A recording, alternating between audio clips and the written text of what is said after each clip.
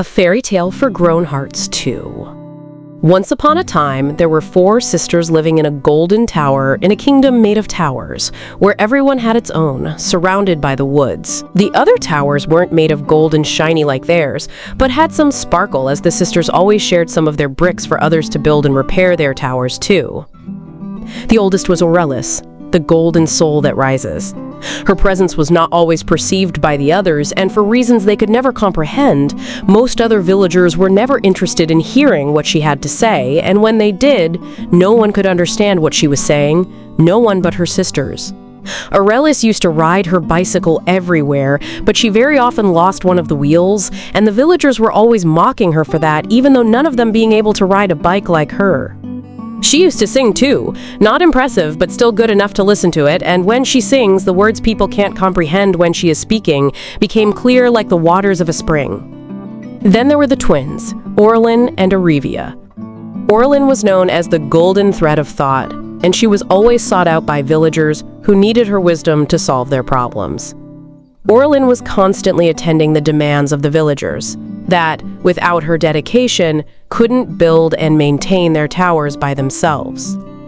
She was also a warrior, so every time a tower was on fire, and the villagers were really good in putting their own towers on fire, Orlin was the one to rescue them. But even with her sisters, Orlin felt very lonely. She had plenty interests that she used to love to share with others, but the villagers never wanted to hear anything from her, at least nothing that she was willing to say.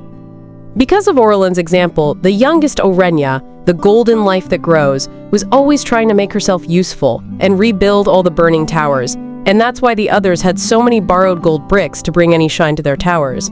Orenya sometimes exaggerated and take too many blocks from the golden tower, destabilizing the structure, but Orlin was always ready to put everything back in its place. Orenya was too naive, and very often the villagers were taking advantage of her, but she was also very impulsive and willing to do whatever she felt like it in that moment, and regretting later when she realized that her sisters were affected by her impetuous actions.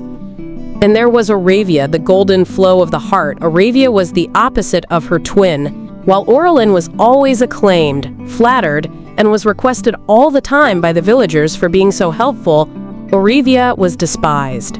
Even though she was the most beautiful of all her sisters, she was considered inconvenient and unwanted, and all this for a simple reason. She was the one who demanded from everyone the due retribution for all the dedication of her sisters.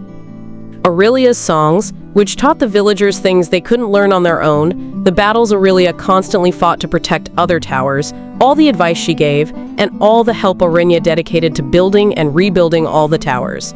It was the return for all this that Aurelia demanded of everyone. And what she asked in return for all her sisters' blessings was to be welcomed into the village, even if she was of no use to anyone.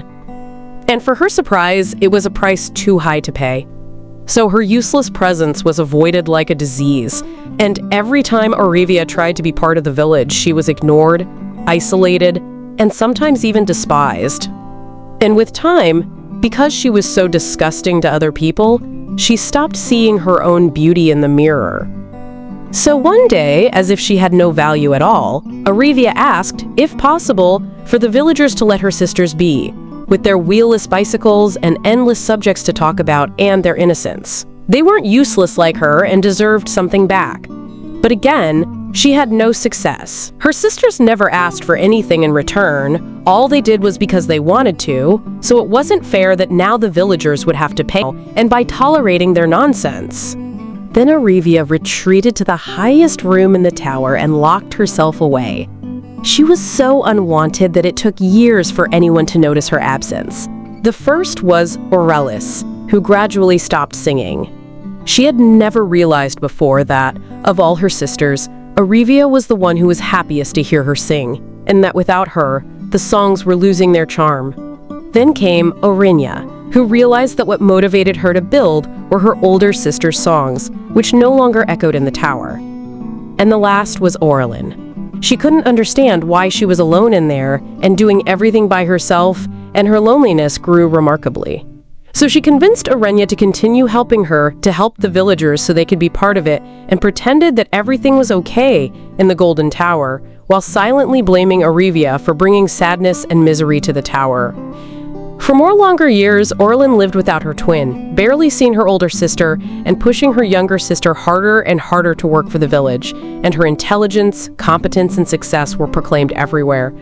But one day, Orlin and Orinia had an unpleasant surprise. The same villagers they spent their life helping were turning against them.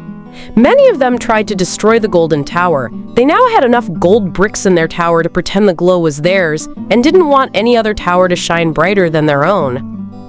Aurenia was too naive, Orlin thought, and started arguing with her. But then Aurenia remembered her that she was only following her lead. Orlin was still angry, but this time with the villagers. How could they be so ungrateful? And the same axe she used to defend their towers, Orlin used to attack them. Not enough to put down their towers, as those shiny bricks were all hers once, and she didn't have the courage to destroy it. But she knew that once it was given, they could never be returned, and the damage the villagers did to her tower would have to be restored with new gold ones, that she wasn't even sure where to get it. So she looked for her older sister for advice, but she couldn't be found anywhere. Her bicycle, with only one wheel as usual, was abandoned in the garden, covered with moss and rust. Then Orlin remembered her twin. For how long she wasn't speaking with Arivia, Orlin couldn't remember.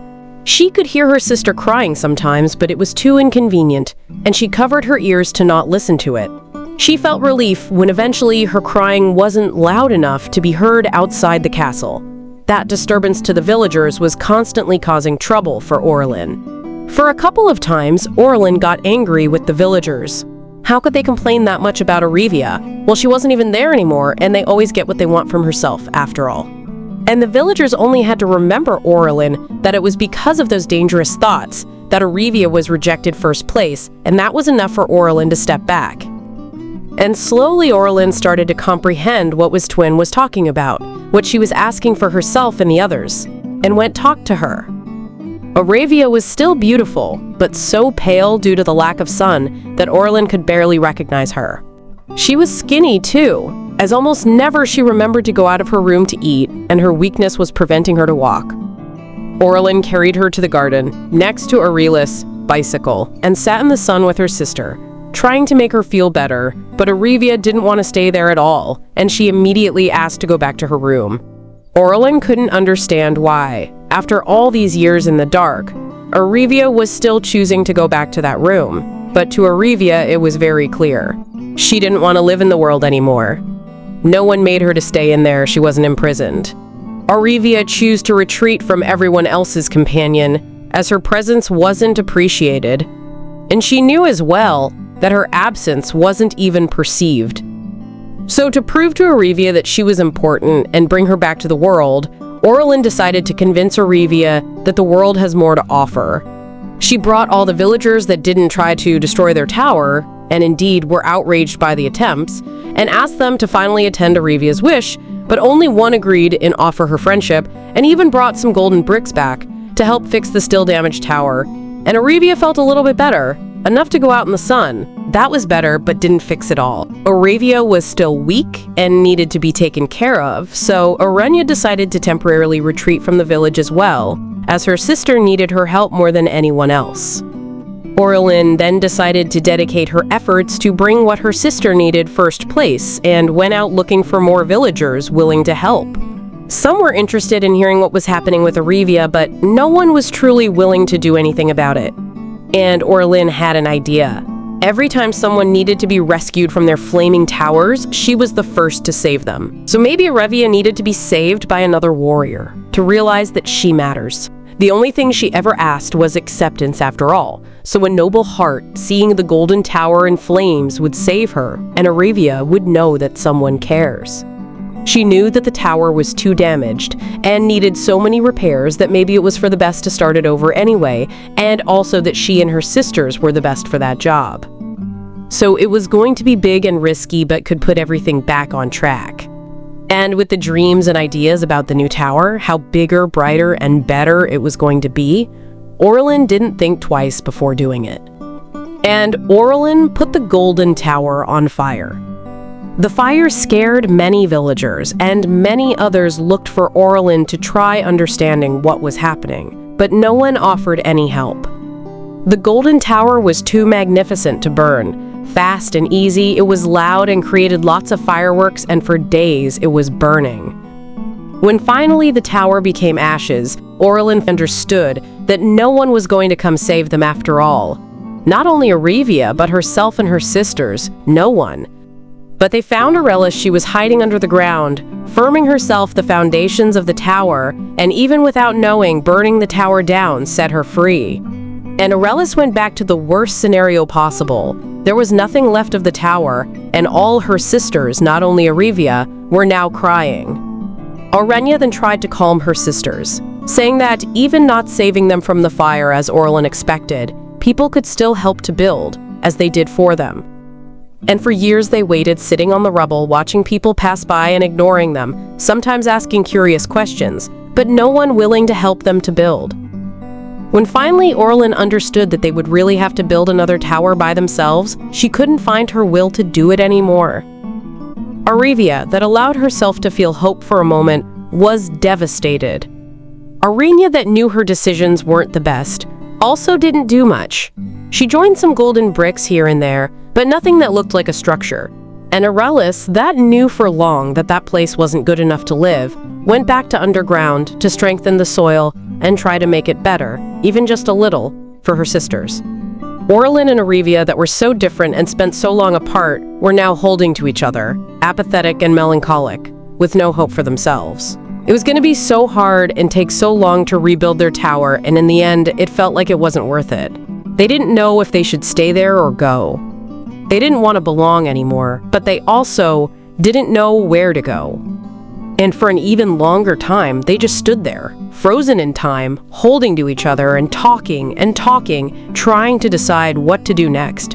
And for the first time, they realized that their opposite traits were actually complementary, and what one didn't know, the other could teach. What one couldn't comprehend, the other one could intuit.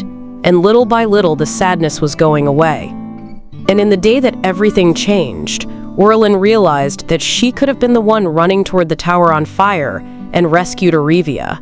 And because Arivia comprehended that her twin was going to save her, she no longer felt abandoned, and as a consequence, she brought back the laughing and singing to their home, and with it, Orlin and Aurenia had the strength to start rebuilding the tower again. And for their amusement, they finally found out how the golden bricks were made. They are made with Arivia's tears of joy dropping at Aureli's fertile soil.